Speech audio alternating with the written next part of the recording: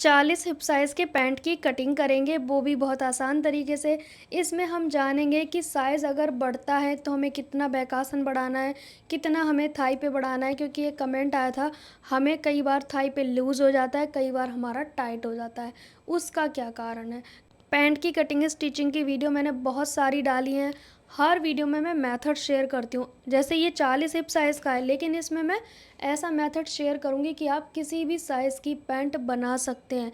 40 तो इसलिए है क्योंकि ये कस्टमर का पैंट है, तो मैं 40 के हिसाब से कटिंग करूँगी, लेकिन आपको मेथड बता दूँगी कि किसी भी साइज़ का कर सकते हो। आपकी कोई भी हिप साइज़ हो सकती है, एक्स वाई जेड, ठीक है? तो आप किसी भी साइज़ का कर सकते हो। तो चलिए स्टार्ट करते हैं। पैंट में कितना कपड़ा लगता है? तो देखिए, पैंट में जो कपड़ा लगता है, जितनी आपकी पैंट की रेडी लेंथ है, ठीक है?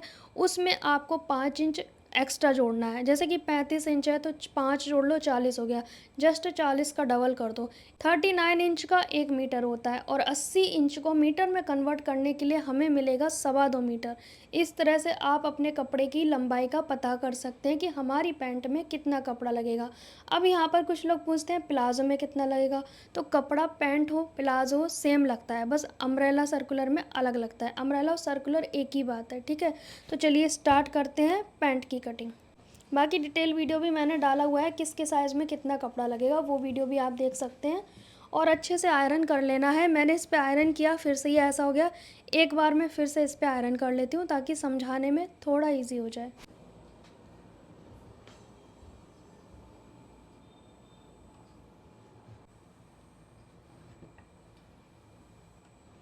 यहाँ पर हमने कपड़े को अच्छे से आयरन कर लिया है। अब देखो कपड़े को कैसे फ़ोल्ड करना है, बहुत इम्पॉर्टेंट है। ये आप देख सकते हैं, हमने पूरे कपड़े को चौड़ाई में फ़ोल्ड किया है। सब लोग लंबाई में फ़ोल्ड करते हैं, लेकिन हम पहले चौड़ाई में फ़ोल्ड करते हैं, क्योंकि हमारे चारों पार्ट सेम कटिंग होंगे। ये मेथड मैंने खुद रेडी किया है अपने एक्सपीरियंस से, क्योंकि बहुत क्वेश्चन आते हैं क्यों कट करते हो चारों पार्ट। अगर आपको शक है तो एक बार पैंट के किसी भी वीडियो के नीचे कमेंट सेक्शन पढ़ सकते हैं। बहुत सारे लोगों ने पैंट बनाया है और उनका अच्छा बना है, ठीक है? इस तरह से चौड़ाई में हमने फ़ोल्ड किया पूरे कपड़े को, फिर उठा के इस तरह से ले आएंगे। ये हमारा 4 फोल्ड में हो जाएगा। और ऊपर वाले 2 पार्ट हमें 2 इंच के करीब, 2-2.5 इंच के करीब छोटे रखने होते हैं, इस तरीके से। ये वाले 2 पार्ट छोटे रखने हैं बस, और नीचे वाले ऑटोमेटिक 2 इंच बड़े हो जाएंगे, 2 या 2.5 साइज़ के अकॉर्डिंग। साइज़ मैं आपको अभी बता दूंगी। ऐसे करके आपको सेट करके रखना है कपड़ा, ताकि कान वगैरह ना आए। अच्छे से सेट करके रखना होता है। यहाँ पर हम ऊपर वाले पार्ट को पहले स्ट्रेट करेंगे। अगर ये छोटा बड़ा है तो इसे अच्छे से सेट करेंगे, जो इसका टेढ़ापन है वो हटाएंगे, कट करके निकाल देंगे। हम यहाँ पर बना रहे हैं फुल इलास्टिक का, तो हमें 2.5 इंच फोल्ड मार्जिन लेना होगा।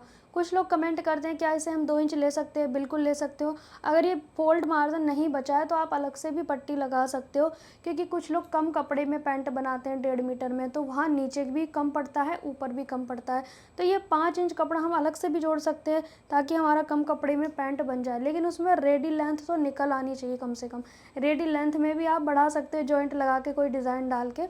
वो आप कहीं भी देख सकते हैं वीडियो डिज़ाइन की, क्योंकि मेरे कस्टमर तो सिंपल पहनते हैं इसीलिए, ठीक है? अब यहाँ पर हम लेंगे फुल इलास्टिक के लिए 2.5 इंच का मार्जिन। मैं 2.5 इंच कंपलसरी लेती हूँ, चाहे वो ज़्यादा फोल्ड हो कुछ हो, मैं 2.5 इंच लेती हूँ, ठीक है? ताकि कई बार किसी कस्टमर का सिकुड़ भी जाए कपड़ा, तो उसके पास एक अंदर मार्जिन होना चाहिए किसी चीज़ का, ठीक है? 2.5 इंच फोल्ड मार्जिन यहाँ से। और जो बेल्ट वाला बनाएगा उसके लिए पहले से मैंने वीडियो डाला हुआ है, तो बेल्ट वाले पैंट की कटिंग स्टिचिंग आप देख सकते हो चैनल पे। अब ये जो किनारी है ना, इसको छोड़ देंगे, इसको हमें लेना नहीं होता है, क्योंकि ये ना ख़राब होती है, इससे खिंचाव होता है, इसलिए इसे छोड़ना है। हम एक बार रेडी लेंथ का निशान लगा लेते हैं, इस वाले पॉइंट पे रखेंगे, ठीक है? और हम लेंगे अपनी रेडी लेंथ। तो मेरे कस्टमर की रेडी लेंथ है 37 इंच की, तो हम उसमें प्लस करेंगे 2 इंच, 39 हो जाएगा, क्योंकि हमें फोल्ड मार्जिन भी चाहिए रहेगा ना।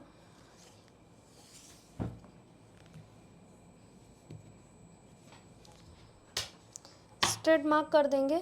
फोल्ड मार्जिन आप ज़्यादा भी रख सकते हो। सबसे पहले यहाँ का कॉन्सेप्ट समझेंगे, पास से देखेंगे। बहुत सारे लोग यहाँ से सेंटर लेते हैं, लेकिन मैं नहीं लेती हूँ। मैं डायरेक्ट यहाँ पर 2.5 इंच रखती हूँ, 2.5 इंच पे एक निशान लगाती हूँ, ठीक है। उसके बाद जितनी मोहरी है, मेरे कस्टमर की 7 है तो मैं 8 इंच पे लूँगी। जितनी भी मोहरी आपको रखनी है उसमें 1 इंच बढ़ा के, आधा इधर का मार्जिन आधा इधर का। आप चाहें तो 1.5 इंच भी मार्जिन रख सकते हैं, क्योंकि ज़्यादा का कम हो सकता है, कम का ज़्यादा नहीं हो सकता है। तो बस इतना सा करना है। ये 2.5 इंच कंपलसरी है, यहाँ से यहाँ, फिर उसके बाद मोहरी का कोई सेंटर नहीं लेना। हिप साइज़ हमारा 40 है तो 10 इंच पे एक निशान लगाएंगे। और जो हमने हिप साइज़ लिया है कस्टमर का, वो ज़्यादा टाइट नहीं नापा है, लूज़, हल्का लूज़ नापा है, 10 इंच। उसके बाद 3 इंच का लूजिंग मार्जिन। अब जो लोग बहुत ही ज़्यादा पतले हैं ना, जैसे 26, 27, 28 इस तरह की हिप साइज़ है, तो वो यहाँ पर 2 इंच लेंगे, क्योंकि वो फिटिंग वाला पहनना चाहेंगी लड़कियाँ, राइट। तो 2 इंच आप लोगे। वैसे सबके लिए कंपलसरी है कि 3 इंच लो आप, ठीक है। यहाँ से हम लेंगे हिप का चौथाई प्लस 2 आसन हो जाएगा ये। लेकिन अगर आप आसन कम पहनना चाहते हो तो रख सकते हो, इससे पैंट ख़राब नहीं होगी, कोई प्रॉब्लम नहीं आएगी, ठीक है। जितना पैंट का आसन कम होगा उतना पैंट अच्छा बनता है। बल्कि जेंट्स की पैंट का आसन तो 8 या 9 इंच का होता है, जबकि कितने हैवी साइज़ की पैंट होती है तब भी, क्योंकि आसन जितना चिपका रहेगा उतना यहाँ पे क्रीज़ नहीं बनेगी। लेकिन लेडीज़ को तो भाई बैठ के भी काम करने होते हैं। अब बहुत सारे लोग कहते हैं यहाँ कितना बड़ा है, तो इसके लिए एक साइज़ है। अगर आपकी हिप साइज़ 22 से 32 है तो 1.5 इंच बढ़ाना है यहाँ पर, ठीक है। थाई के लिए 33 से 38 है तो 2 इंच बढ़ाना है, 38 से 45 है 2.5 बढ़ाना है, 45 प्लस है तो 3 बढ़ाना है, और भी ज़्यादा है 3.5, ठीक है। बाकी आप जितना लूज़ पहनना चाहते हो उस पर भी डिपेंड करता है।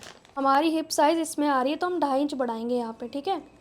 2.5 इंच हम यहाँ पर इस तरह से बढ़ा देंगे, ठीक है। आपको थाई का साइज़ लेने की ज़रूरत नहीं है, क्योंकि थाई का नाप लोगे ना तो आपका थाई यहीं पे ख़त्म हो जाएगा, तो आप उसमें कन्फ्यूज़न हो जाती है बहुत सारे लोगों को, तो वो आप भूल जाओ।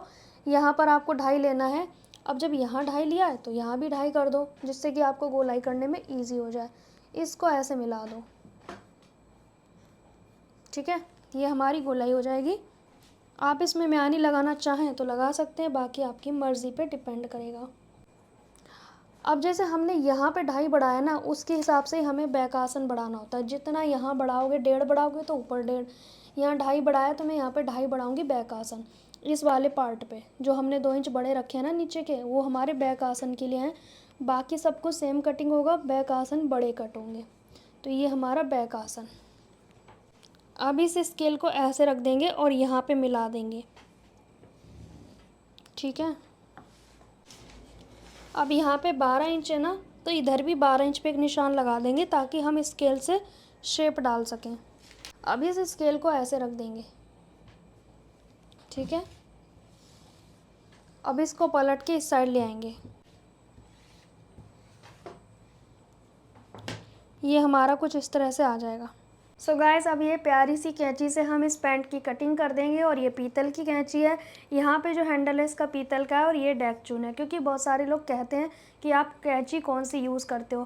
पेपर के लिए आपको दूसरी कैंची यूज़ करनी है, पेपर पे कटिंग नहीं करनी है इसकी, ठीक है। तो अब हम इसकी करेंगे कटिंग। बहुत सारे लोग कहते हैं इसे फ़ोल्ड कैसे करते हैं, तो तिरछा है। तो इसकी वीडियो मैंने शॉर्ट वीडियो डाली है, फुल वीडियो डाली है, बहुत डिटेल में एक्सप्लेन किया है, क्योंकि मेरे पास हर चीज़ का सॉल्यूशन है।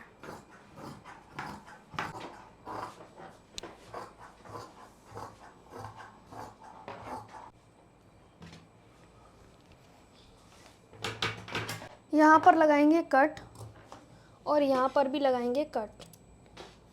तो ये हमारी सिंपल सी पैंट की कटिंग हो गई है, ठीक है जी। बहुत आसान है, सिंपल से आपको आसन जोड़ने हैं, इसका आसन जोड़ना है, फिर इनकी साइडें जोड़नी है, मोहरी फोल्ड करके इलास्टिक डाल देनी है। इतनी सी तो चीज़ें हैं, ज़्यादा तो कुछ है ही नहीं इस पैंट में।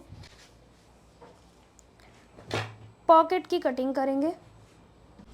लंबाई लेंगे पॉकेट की 13 इंच, 12-13 इंच स्टैंडर्ड साइज़ है।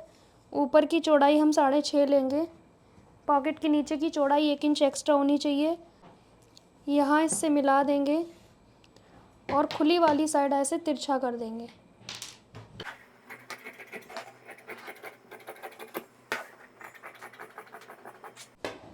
ये हमारी पॉकेट की कटिंग हो गई। बैक पार्ट के आसन जोड़ लेना है पहले, फिर उसके बाद फ्रंट पार्ट के आसन जोड़ लेंगे। आसन जोड़ने के बाद पॉकेट लगा लेंगे। पॉकेट मैंने बहुत बार सिखाई है, वो मैं नहीं सिखाऊंगी। फिर इनकी साइडें जोड़ लेंगे, ये वाले पार्ट इसके ऊपर रख के और साइडें जोड़ लेंगे। इतना काम कर लेंगे पहले।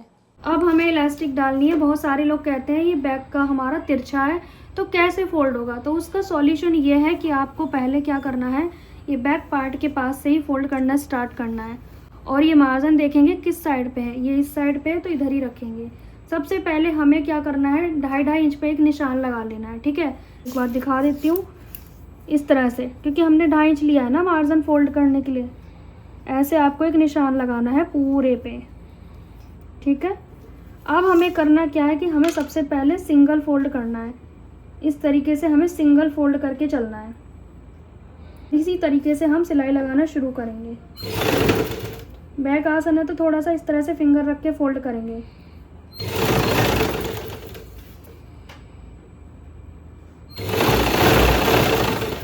पूरे नेफे को हम ऐसे ही फोल्ड कर लेंगे।